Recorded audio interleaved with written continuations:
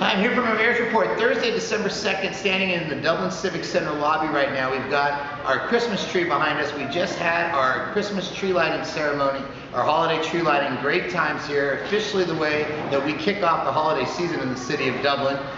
We did the lighting of the tree out in front of the Dublin Civic Center, and then we had the Dublin Unified School District Choir, which was the largest choir we've ever had. Every elementary school in the Dublin Unified School District has members as part of the choir. Irene Fong, teacher at Doherty, led the choir. They did a great job. We had a record crowd here, and then everybody came over to the regional meeting room for refreshments after. There were kids, families everywhere. A great way to start the season. I want to talk, we have a lot of different holiday events taking place in the city over the next couple weeks. This is where we kicked it off. But this Saturday, December 4th, at the Heritage Center, we have a holiday workshop, and it's really designed for people of all ages. There's crafts for the kids, there's crafts for the adults, activities for people, for the entire family. So it's Saturday, December 4th at the Heritage Center, which, by the way, it's great to see the construction of the park. If you haven't been by there lately, we're really moving forward on the park.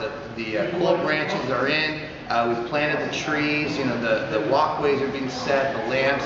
It's really coming together, so it's a good opportunity to get a preview of what's to come. The following weekend, Saturday, December 11th and Sunday, December 12th, we're having our holiday tea, again, at the Heritage Center. The last couple years have been very successful. Last year, in fact, we had a record crowd, and because we had so many people, we ended up having 2 of them this year. So another opportunity to enjoy an event out at the Heritage Center.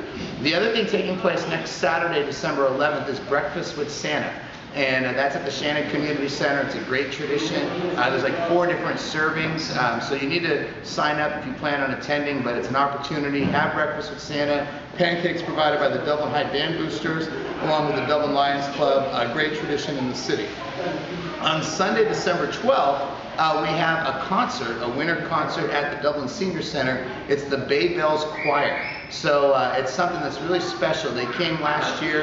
It's a holiday concert, great music. There's over 100 bells and chimes and all kinds of different musical instruments, but it's a special treat. And if you haven't heard them before, even if you have, I would encourage you to go out there. It's 3:30 next Sunday, December 12th. And then the following weekend, Saturday, December 18th, we're having an open house at Fire Station 18. That's the one located on Fallon Road, across from the Fallon Sports Park. It's a great opportunity. Santa will be at that as well. And again, it's an open house at the fire station. So 3 appearances by Santa in Dublin, 1 tonight, 1 next Saturday the 11th, and then 1 the following Saturday the 18th. So I think the month of December, one of definitely the most festive months in Dublin, and a lot for you to take advantage of and to enjoy. From a community service standpoint, we have our holiday toy drive taking place.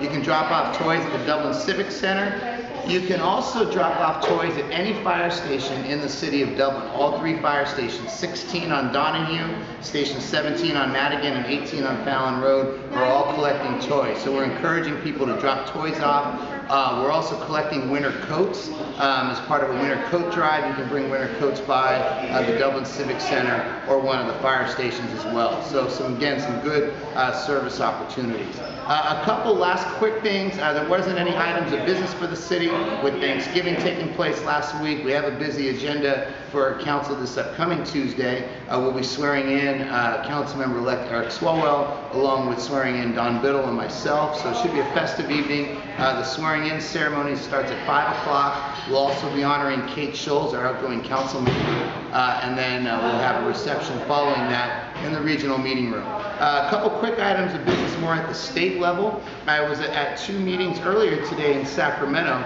One was with some of the leaders of CalPERS. You know, a lot of talk in the news about pensions and the trouble with the state pension system, and there's no question that there's need for, you know, pension reform and, you know, what that's going to look like.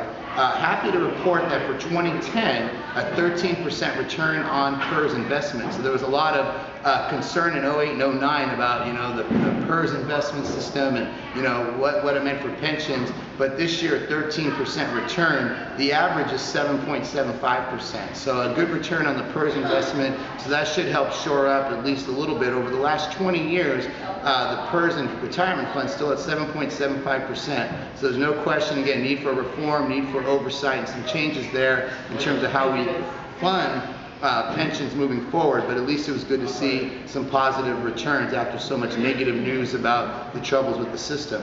Also met with a member of the Governor-elect Brown's transition team. Obviously tough budget times for the next 18 months in the state of California, but one of the things he's really committed to is eliminating a lot of different state agencies that duplicate services, particularly those that can be done at the local level. He's a big advocate for local control and not duplicating things at the state level. So I think that's something that, number one, is going to help the state budget long term, but also will empower us as cities to return more of those services back locally. So that was encouraging news. So that's my report for today, Thursday, December 2nd. Happy holidays, and we'll see